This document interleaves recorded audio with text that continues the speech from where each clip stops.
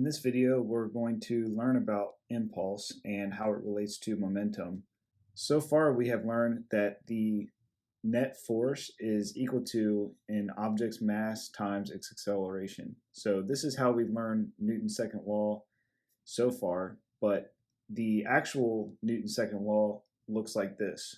So here we have force is equal to change in momentum over change in time. And this assumes that the change in momentum for different intervals of time is constant. If that's not the case, then we can't assume this. But this is actually how Newton's second law looks. And I want to start from here and show you how we get to this point here where force is equal to mass times acceleration. So what we can do here is we're going to replace the momentum with mass times velocity. And if we do that, then we have force is equal to the change in mass times velocity over change in time. And what we can do here is we can assume that the mass doesn't change. So we're going to be dealing with cases where the mass is constant. And if you didn't assume that mass is constant, then you would have to do a little bit of calculus here. But that's what you would have to do if you were dealing with objects that, let's say, lose mass due to burning off fuel, or maybe they lose parts, like let's say a rocket ship loses pieces when it goes into orbit. But we're just going to assume that mass is constant.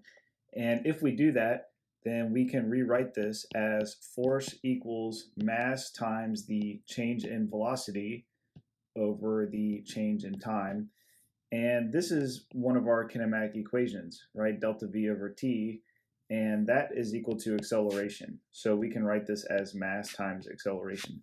So that's how we go from the actual definition for Newton's second law to the one that we're more familiar with, force equals mass times acceleration. Okay, so now we can actually deal with Newton's second law in terms of momentum rather than acceleration. So we have force is equal to change of momentum over time. And if we rearrange this in terms of change of momentum, then we have the change of momentum for an object is equal to the force applied to that object times the time that that force was applied for. And this is impulse. This equation here is called the momentum impulse theorem.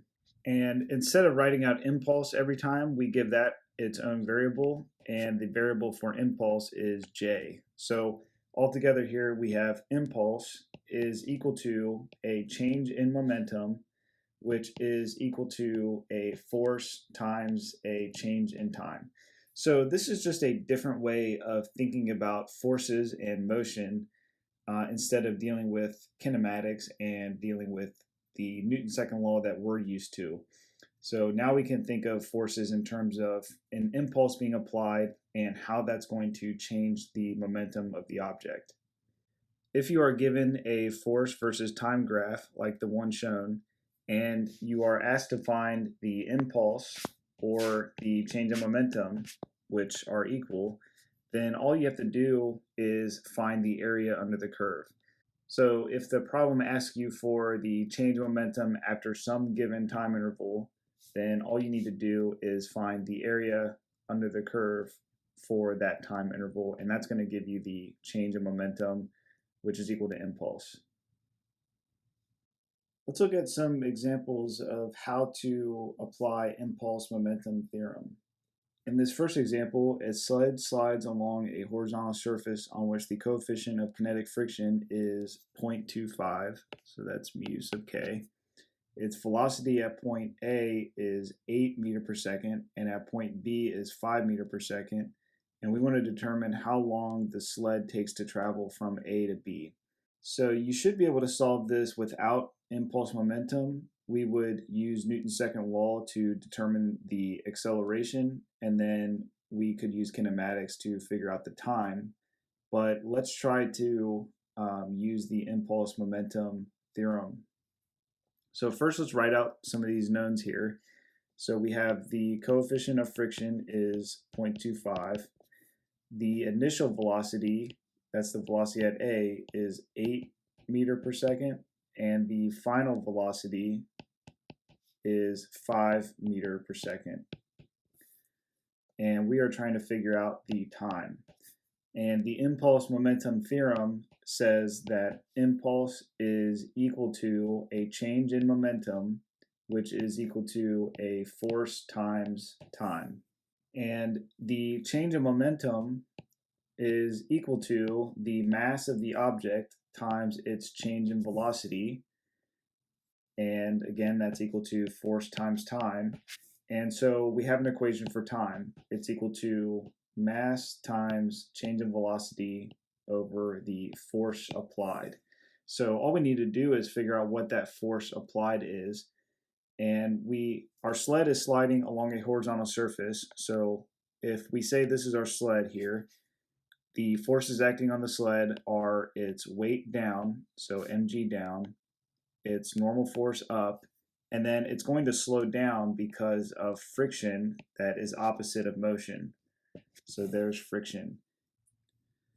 So there's our free body diagram. And if we look at the net force acting on it, normal is going to cancel out mg, right? So normal equals mg. So the net force is just going to be friction to the left. So we could say the net force is equal to negative friction. And friction is equal to the coefficient of friction times the normal force. And the normal force here is equal to mg.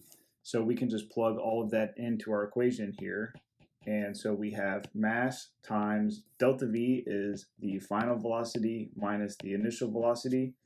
And then the force that we're talking about here is friction, which is negative mu mg.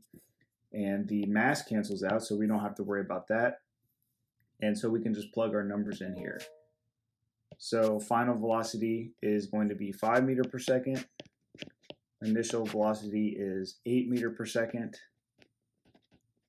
And we're going to divide that by a negative 0.25 times, and we'll use 10 for g.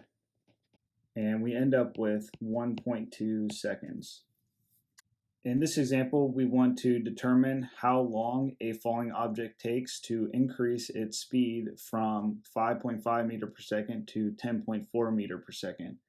So this example is very similar to the one we just did. So I will copy over the time equation that we found here.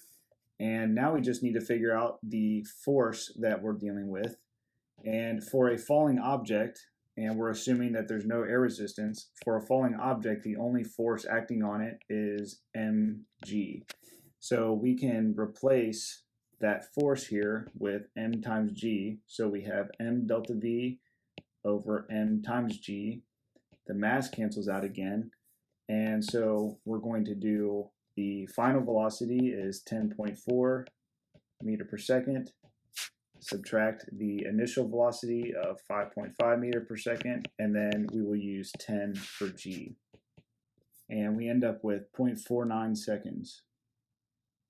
If I take this equation that we have here, we have t equals delta v over g, and I write it out as v final minus v initial over g. And if I solve for v final by multiplying both sides by g, and then we will add, so we'll have v final minus v initial is equal to g times t. And if I add that v initial over, then we end up with v final equals v initial plus gt. And that's just the kinematic equation that we've been using. V final equals v initial plus at, where in this case the acceleration is the acceleration due to gravity. So here we have a 2 kilogram object moving to the right with a speed of 1 meter per second. It experiences the force shown in the diagram. We want to figure out the impulse, then the change in momentum, and then the final velocity. So for part A, to get the impulse, that is going to equal the area under this curve.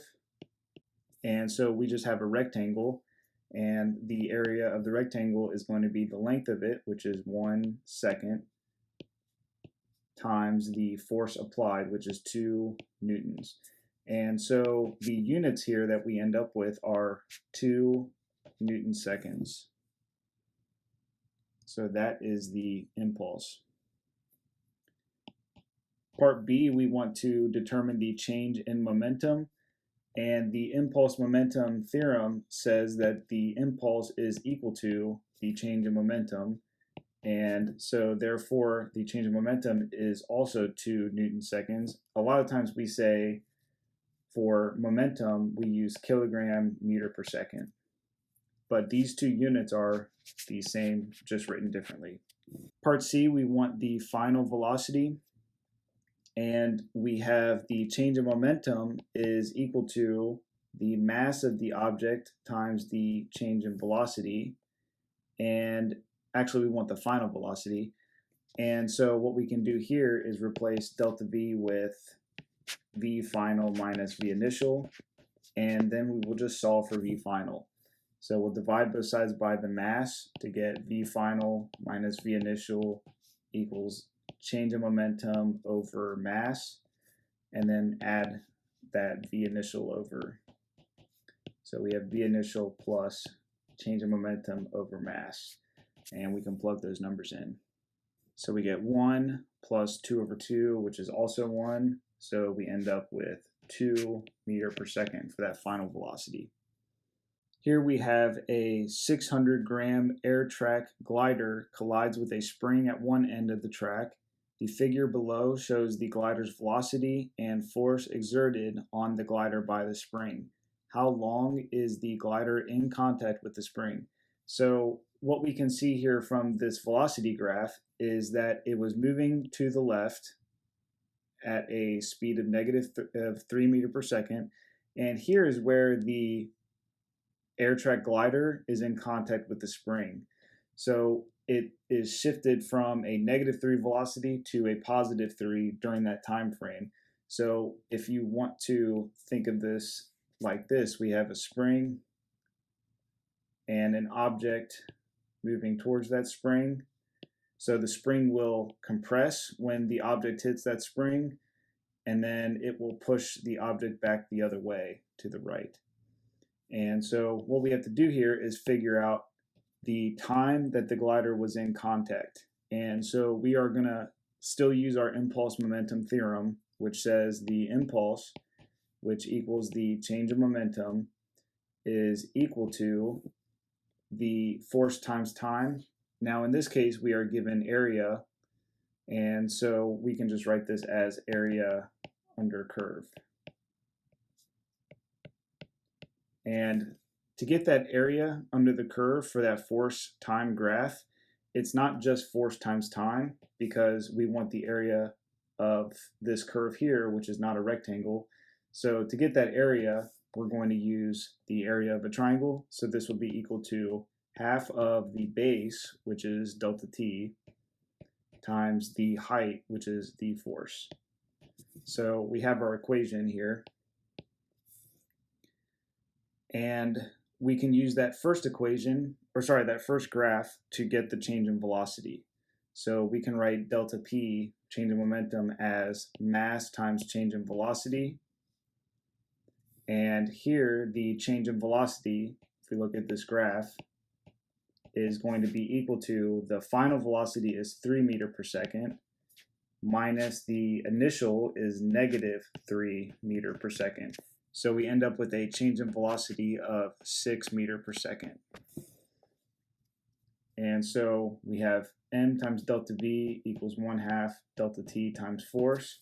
If we solve for delta t, we're going to get 2 times the mass times change in velocity over the force. And so this is going to equal 2 times the mass of the object is 600 grams, or that's 0.6 kilogram. Remember in physics we use kilogram. Times the change in velocity we said is 6. And the force from that graph is 36.